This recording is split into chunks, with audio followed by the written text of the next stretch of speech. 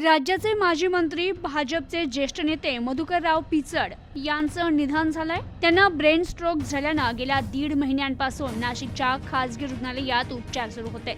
नगर जिल्ह्यातील अकोले तालुक्यातील रहिवासी असलेले माजी मंत्री भाजपचे ज्येष्ठ नेते मधुकरराव पिचड यांचं वयाच्या 84व्या वर्षी दुःखद निधन झालंय। तर त्यांच्या जाण्यानं राजकीय वर्तुळात हळहळ व्यक्त होतीये। राज्याचे माजी आदिवासी विकास मंत्री मधुकरराव पिचड यांना ब्रेन स्ट्रोकचा झटका आला होता। 15 ऑक्टोबर रोजी राहत्या घरी ब्रेन स्ट्रोकचा झटका आल्यावर त्यांना उपचाराकरिता नाशिक येथील रुग्णालयात दाखल करण्यात आलं होतं। तेव्हापासून पिचड यांच्यावर नाशिकमधील 9 पर्स या रुग्णालयात उपचार सुरू होते आणि अखेर 6 डिसेंबर 2024 रोजी सायंकाळी 6:30 वाजण्याच्या सुमारास मधुकरराव पिचड यांनी अखेरचा श्वास घेतला। मधुकरराव पिचड हे 1972 मध्ये अकोले पंचायत समितीचे सदस्य म्हणून निवडून आले।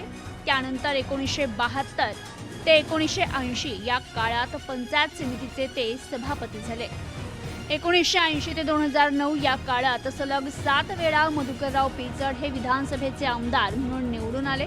1995 ते 1999 या काळात पिचड हे विधानसभेचे विरोधी पक्ष नेते होते। यासोबतच राष्ट्रवादी काँग्रेस पक्षाचे महाराष्ट्र प्रदेशाध्यक्ष पदही त्यांनी सांभाळलं होतं। काँग्रेस पक्षातून राष्ट्रवादी काँग्रेस पक्ष आणि अखेर भाजप असा त्यांचा राजकीय प्रवास राहिलाय।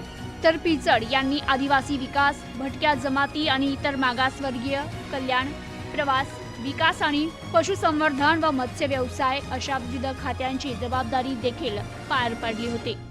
Bureau report, news today 24।